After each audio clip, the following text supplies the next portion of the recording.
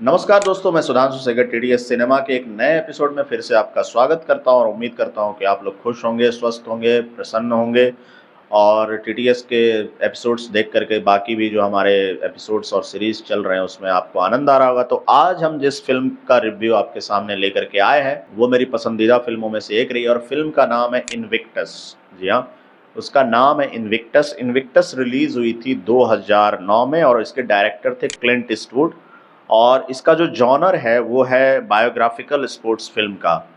Clint Eastwood पहले भी biographical sports film बना चुके। अगर मिलियन डॉलर बेबी जो फिल्म के शौकीन है उन्होंने अगर देखी होगी तो वो भी डायरेक्टेड बाय क्लिंट ईस्टवुड ही है। और इसमें जो एक्टर हैं वो है मॉर्गन फ्रीमैन और मैट डेमन जो मुख्य कलाकार है। और मॉर्गन फ्रीमैन के साथ क्लिंट ईस्टवुड की ये तीसरी फिल्म है। जी हाँ, वो तीन फिल्मों में मॉर्गन फ्रीमैन क्लिंट ईस्टवुड की तीन फिल्मों में काम कर चुके हैं। तो एक्चुअली इनविक्टस जैसा कि मैंने बताया कि बायोग्राफिकल स्पोर्ट्स फिल्म में आती है।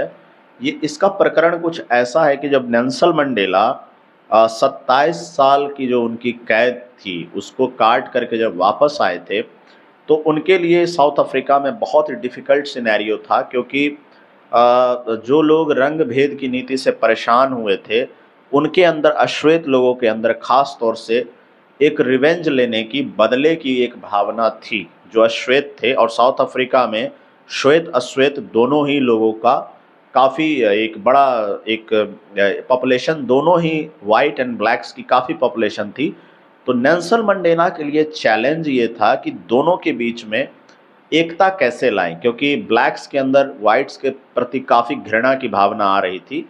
और जब नेल्सन मंडेला चूंकि स्पोर्ट्स के वो शौकीन थे तो एक दिन जब वो रग्बी अमेरिकन फुटबॉल के नाम से भी जाना जाता है, रग्बी का जब वो एक मैच देख रहे थे तो उन्होंने देखा कि जो साउथ अफ्रीका की टीम थी जिसे स्प्रिंग बॉक्स नाम के नाम से जाना जाता था, वहाँ पे साउथ अफ्रीका के कुछ ब्लैक लोग जो थे वो लोग इंग्लैंड की टीम का फेवर कर रहे थे, ना कि साउथ अफ्रीका के। क्योंकि साउथ अफ्रीका की जो स्प्रिंग बॉक्स की टीम थी, वहाँ की नेशनल रग्बी टीम थी, उसमें श्वेत लोग ज़्यादा थे, गोरे लोग ज़्यादा थे। और अश्वेत लोगों में चूंकि गोरे लोगों के प्रति घृणा की भावना थी अपने कंट्री के गोरे लोगों के प्रति, तो वो इंग्लैंड की टीम का ज़्यादा समर्थन कर रहे थे। और ये बात नेल्सन मंडेला को चिंताजनक लगी थी कि अगर इस तरह की स्थिति बनी रही तो साउथ अफ्रीका में कभी भी तरक्की नहीं हो सकती है। एक साल बाद वहाँ पे एक रग्बी का बहुत फेमस मैच होने वाला था जो कि इंटरनेशनल लेवल का होने वाला था। तो नेल्सन मंडेला ने एक अपॉर्चुनिटी के तौर पे इसे देखा कि अगर हम स्पोर्ट्स के जरिए श्वेत और अश्वेत लोगों को मिला सके, उनको किसी तरीके से जोड़ सके, तो ये संभव है कि वहाँ पे एक नई तरीके की कुछ लहर पैदा हो सके। तो फिर वो स्प्रिंग बॉक्स के जो कप्तान थे जिसकी भूमिका इसमें मैट डेमन ने निभाई है, उनसे मिलकर नेल्सन मंडेला ने कुछ ऐसी स्ट्रैटेजी तैयार की कि हमें एक स्पोर्ट्स को सिर्फ स्पोर्ट्स ना देख करके एक राष्ट्रीय एकीकरण का तरीका भी हम इसको मान के चल सकते हैं। तो कहानी इस तरह से कुछ आगे बढ़ती है। जो रग्बी के टीम के कप्तान होते हैं साउथ अफ्रीका के स्प्रिंग बॉक्स के, मैट डेमन ने जिनकी भूमिका निभाई है, वो नेल्सन मंडेला से जब मिलते रहते तो उनसे काफ़ी प्रभावित होते हैं और फिर वो उस जेल में भी जाते हैं जहाँ पे नेल्सन मंडेला ने 27 साल अपने जीवन के काटे थे, वो भी जवानी के 27 साल काटे थे। और वहाँ जाने के बाद उनके दिल में एक अलग सी रिस्पेक्ट पैदा होती है, जैसे कि इस फिल्म में दिखाया गया है। वो ये सोचते हैं कि 27 साल जब गोरे लोगों ने नेल्सन मंडेला को जेल डाल दिया था, बावजूद इसके भी नेल्सन मंडेला के हृदय में तनिक भी गोरे लोगों के प्रति घृणा की भावना नहीं है बल्कि क्षमा की भावना है। तो ये बात उनको बहुत ज़्यादा प्रभावित करती है जो रग्बी के टीम के कप्तान होते हैं, और वो भी इस चीज़ में बिलीव करने लगते हैं कि गोरे और श्वेत लोगों के बीच में यूनाइट करने का स्पोर्ट्स को वो माध्यम मान सकते हैं और उस तरह से वो स्पोर्ट्स को लेने लगते हैं। तो फाइनल मैच जो उस सीरीज का होता है वो ऑल ब्लैक्स न्यूजीलैंड के अगेंस्ट में होता है और साउथ अफ्रीका की स्प्रिंग बॉक्स की टीम जीतती है।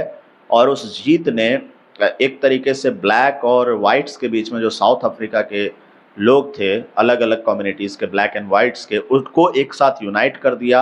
और उस जीत के बाद दिखाया जाता है, एक बहुत ही खूबसूरत एंड में एक सीन आता है कि साउथ अफ्रीका के तमाम लोग वाइट और ब्लैक पूरे मज़े के साथ सड़क पे उतर गए हैं और सेलिब्रेट कर रहे हैं। और राष्ट्रपति थे चूँकि नेल्सन मंडेला, तो उनकी गाड़ी वहाँ से गुजर रही होती है, तो उनके सिक्योरिटी वाले ये कहते हैं कि हम रूट चेंज करके किसी ऐसी जगह से गाड़ी ले चलते हैं जहाँ पे प्रेसिडेंट का घर आसानी से पहुँचा जा सके। तो नेल्सन मंडेला उनको मना करते हैं, कहते कि नहीं, भले ही चाहे देर हो, मुझे जल्दी नहीं है, मैं इसी रास्ते से जाऊँगा जिधर लोग सेलिब्रेट कर रहे हैं, क्योंकि उनको अच्छा लग रहा था वो सेलिब्रेशन देखना, क्योंकि वो उनके लिए एक तरह से रंग भेद की नीति की वजह से जो घृणा पैदा हो गई थी उसके अगेंस्ट में एक जीत थी। ये जीत सिर्फ स्पोर्ट्स वाली जीत नहीं थी।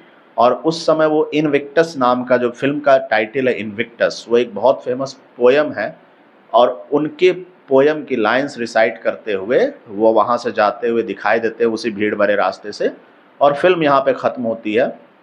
बहुत अच्छी मूवी है, जैसा कि मैंने शुरुआत में बताया कि मेरी पसंदीदा मूवी में से एक है। और नेल्सन मंडेला का जिन्होंने एक्ट किया है, मॉर्गन फ्रीमैन, उनकी अदाकारी लाजवाब रही। उनके बारे में मैं एक छोटा सा प्रकरण बताऊं। उनके एक रिलेटिव से मॉर्गन फ्रीमैन जब मिलने गए थे नेल्सन मंडेला के कैरेक्टर के रूप में, तो वो महिला थी, और वो देख करके मॉर्गन फ्रीमैन को डर गई थी कि नेल्सन मंडेला फिर से जीवित कैसे हो गए, क्योंकि इतनी ज़्यादा सिमिलैरिटी उनके कैरेक्टर और उनके रियल नेल्सन मंडेला में लगी कि उनके अंदर एक भय पैदा हो गया। तो वो बहुत ही बेहतरीन अदाकारी है मॉर्गन फ्रीमैन की। और अगर आपको याद होगा तो शशांक रिडेम्पशन, जैसा कि मैंने बताया था, उसमें भी मॉर्गन फ्रीमैन की हमने जो पहली आई थिंक वो टीटीएस सिनेमा का रिव्यू किया था, उसमें मॉर्गन फ्रीमैन की जो भूमिका है बहुत दमदार है।